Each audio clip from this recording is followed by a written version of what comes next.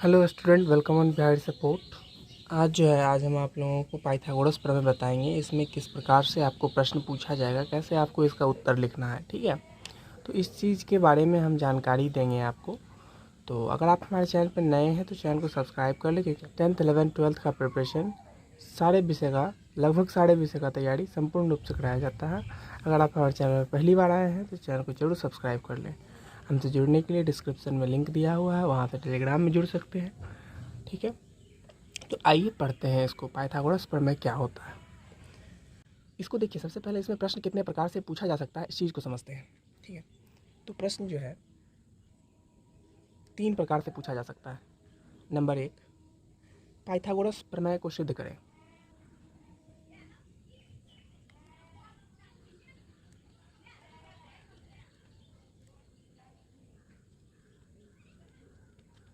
Pythagoras प्रमेय को सिद्ध करें। देखिए, हम सारा चीज़ बताएंगे आपको, बस आपको वीडियो में बने रहना है। ठीक, हमारा टारगेट बैच चल रहा है, उसमें भी आप जुड़ सकते हैं। जुड़ने के लिए बस आपको हमें कॉल करना है, नंबर डिस्क्रिप्शन में दिया हुआ होगा। टारगेट बैच है 450 नंबर का, तो हम उसको टारगेट में ध्यान में रख के पढ़ाई कर रहे हैं, आप लोगों को पढ़ा रहे हैं। तो इसमें जो है आप लोगों को इस बात का ध्यान रखना है कि इस तरह से लिखना है। ठीक है, पहला प्रश्न आपको पूछा जा सकता है, पाइथागोरस प्रमेय को सिद्ध करें। तो देखिए, ये तीनों प्रश्न होंगे, इन तीनों का उत्तर एक ही होगा। ठीक है ना, इसीलिए हम तीनों को लिख रहे हैं। दूसरा हो सकता है आपका, ठीक है, दूसरा प्रश्न आपको पूछा जा सकता है, सिद्ध करें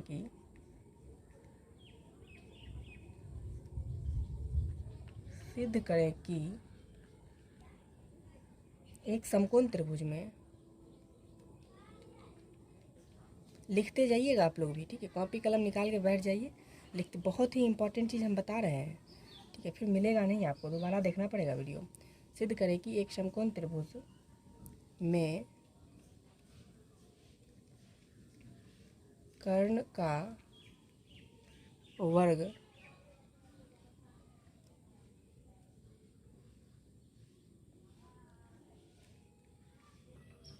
शेष दो भुजाओं के वर्गों के योग के बराबर होता है। ठीक है, तो ये आपको प्रश्न पूछा जा सकता है, बिल्कुल क्लासरूम वाला फीलिंग। आई होप कि आप लोगों को आ रहा होगा। देखिए, बहुत ही तरीके से समझना, इन 3 क्वेश्चन जो लिखाएंगे तीनों का एक ही आंसर है। ठीक है, तो थोड़ा पेशेंस रख के पढ़िए, कंटिन्यू बने रहिए। 6 स्टूडेंट जो होंगे वो बने हैं। ठीक है ना, पीयूष, अंजलि, रुचि, ये सब स्टूडेंट हमारे कंटिन्यू स्टूडेंट हैं। ठीक है, और भी स्टूडेंट हैं। 3 नंबर का देखिए, इसमें एक पूछा जा सकता है, यदि किसी त्रिभुज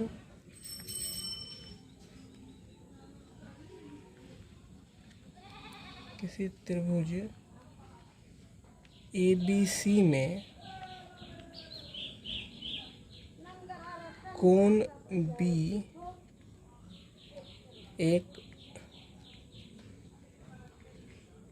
एक समकोण हो तो सिद्ध करें कि AC स्क्वायर बराबर AB square plus BC square. ठीक है, इन 3 तरीक़ों से आपको प्रश्न पूछा जा सकता है। अब देखिए, इसका उत्तर क्या होगा, उत्तर बस एक ही है। ठीक है, तो आपको अवेयर रहना, आपको जागरूक रहना कैसे बनेगा। ठीक है ना, अब आइए इसका उत्तर की ओर चलते। जैसे ही आप ये दोनों क्वेश्चन देखिएगा, ठीक है, तो एक ही दिमाग में आएगा कि ओ ये ऐसे बनेगा। ठीक है, देखिए, इसके उत्तर के लिए लिखेंगे सबसे पहले यहाँ पे उत्तर। ठीक है, जैसे नंबर मिलता है वो सारा तरीका आपको बताएंगे। उत्तर देखिए, ऐसे घेर देना है आपको और लिखना है यहाँ पे हमें। ठीक है, हमें एक समकोण त्रिभुज,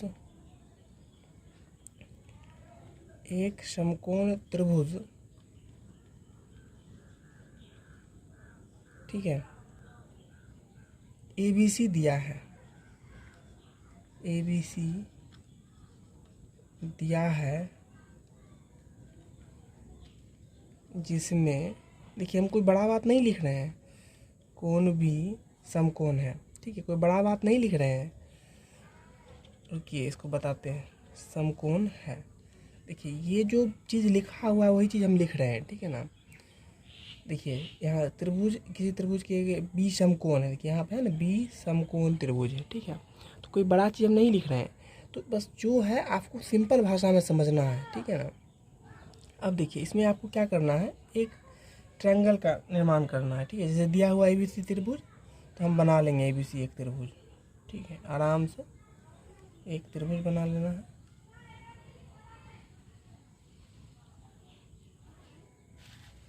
ठीक है ना, इसका नाम रख देते हैं ABC। और एक चीज़ ध्यान रखना है, इसमें जो है ये B समकोण होगा, ठीक है ना, इसको समकोण बना लिया। अब देखिए हमको जब ये प्रूव करना है तो इसमें बहुत सारा चीज़ लिखना पड़ता है, ठीक है। जैसे इसमें कुछ बनावट होगा, कुछ उत्पत्ति होगा, ठीक है ना। तो इसमें सबसे इसके बाद हम लिखेंगे हमें सिद्ध करना है कि, ठीक है, ये लाइन यहाँ कंप्लीट हो गया, यहाँ से लिखना है हमें सिद्ध करना है कि AC बराबर AC स्क्वायर बराबर AB square plus BC square, ठीक है। इसके बाद दूसरा लाइन लिखिएगा बनावट, ठीक है। बनावट लिख के बिंदु देखिए डाल दीजिएगा। देखिए हम एक एक चीज़ सिस्टमेटिक वे में बता रहे हैं। वीडियो पर अगर आप पहली बार है तो वीडियो को लाइक कर लीजिए, चैनल को सब्सक्राइब जरूर कर लीजिए, ठीक है। देखिए बनावट, अब बनावट में क्या लिखना है आपको, देखिए बहुत ही सिंपल भाषा में लिखिएगा, कोण B से AC पर BD लंब डाला, ठीक है ना। बहुत ही साधारण भाषा में लिखे हैं, नहीं तो ब्रैकेट में इसको इस तरह से भी लिखा जा सकता है, BD लंब AC खींचे, ठीक है ना, इसको भी लिखा जा सकता है।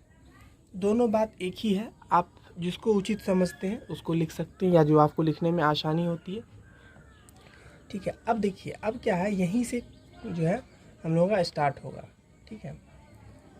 देखिए अब लंब खींचे तो यहाँ पे लंब ड्रॉ करेंगे, ये देखिए ड्रॉ हो गया लंब, यहाँ पे D लिख दिए। एक प्रमेय होता है जिस प्रमेय में हम लोग पढ़ते हैं कि दो त्रिभुज समरूप होगा, ठीक है। दो त्रिभुज समरूप तब होगा जब किसी एक समकोण त्रिभुज में B से कर्ण पर लंब डाला गया हो, तो दो त्रिभुज का निर्माण होता है, और प्रत्येक त्रिभुज संपूर्ण त्रिभुज के समरूप होता है, ठीक है। मतलब ये त्रिभुज जो होगा ये बड़े त्रिभुज का, देखिए यहाँ से ये जो होगा एक त्रिभुज, ये समरूप होगा इस बड़े त्रिभुज के, ठीक है। और फिर यही छोटा वाला त्रिभुज फिर बड़े त्रिभुज के समरूप होगा, ठीक है। बस इतना ही बात समझना है, तो इसीलिए एक लाइन लिख देना है आपको, उसके बाद आगे की ओर चलना है, ठीक है। इसमें लिखना है त्रिभुज के समरूपता सिद्धांत से, समझे, समरूपता सिद्धांत से इस चीज़ को लिख देना है। इसके बाद आपको लिखना है त्रिभुज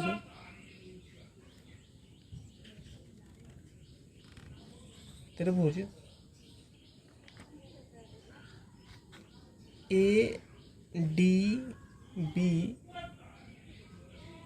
तथा त्रिभुज ABC में, ठीक है। अभी बताए थे दोनों त्रिभुज के बारे में, ठीक है ना। तो इसमें क्या होगा आप देखिए, इसमें होगा, लिखिएगा सिंपल से साधारण भाषा में लिख दीजिएगा ADB,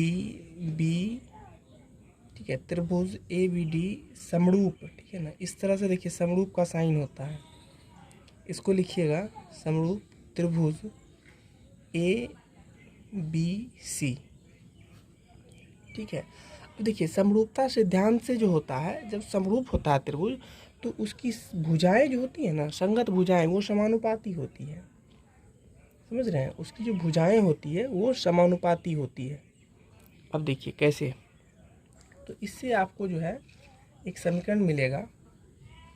तो देखिए इसमें जो है अब क्या होगा, इसमें हो जाएगा, देखिए ये त्रिभुज जो है, ये त्रिभुज लिए थे और ये त्रिभुज पूरा लिए थे, तो इसमें हो जाएगा ए डी बटा ए बी। ठीक है, इसके बटा में ये आ जाएगा। ठीक है, इसके बटा में ये आ जाएगा और बराबर फिर ए बी के बटे, देखिए ये जो भुजा है ये दोनों त्रिभुज के लिए तो एक ही है, इस त्रिभुज के लिए भी और बड़े वाले भी त्रिभुज के लिए, तो फिर लिखेंगे ए बी बटा ए सी। ठीक है, तो मतलब देखिए इसका कर्ण और इसका लंब, फिर इसका लंब, फिर इसका कर्ण, इस तरह से लिखिए। अब इसको क्या करना है, इसको लिखना क्रॉस मल्टीप्लिकेशन करेंगे, ए डी इंटू ए सी बराबर ए बी स्क्वायर। देखिए यहाँ से ए बी स्क्वायर हो गया ना, इसको लिखेंगे समीकरण 1, इस तरह से समीकरण 1 लिख देना है। अब इसके बाद आना है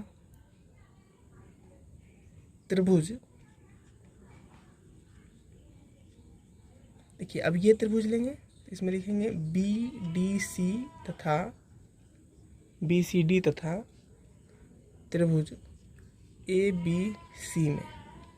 इसके बाद लिखना है त्रिभुज बी डी सी वही समरूप। ठीक है, समरूप का साइन, त्रिभुज बी नहीं ए बी सी। ठीक है ना, तो ए बी सी ये हो गया हमारा, समरूप हो गया। अब हम क्या करेंगे, फिर इसका भी समानुपाती निकालेंगे। देखिए इसका समानुपाती क्या होगा, डी सी बटा बी सी। ठीक है, डी सी बटा बी सी बराबर बी सी। देखिए ये भुजा जो है, ये भुजा इसके समानुपाती होगी। ठीक है ना, ये भुजा जो है इसके समानुपाती होगी, तो बी सी बटा ए सी। ठीक है, इससे एक समीकरण बनेगा। कैसे बनेगा, देखिए इससे बनेगा डी सी इंटू ए सी बराबर बी सी स्क्वायर। इसको हम समीकरण 2 बनाते हैं। अब हम क्या लिखेंगे, समीकरण 1 और 2 को जोड़ने पर।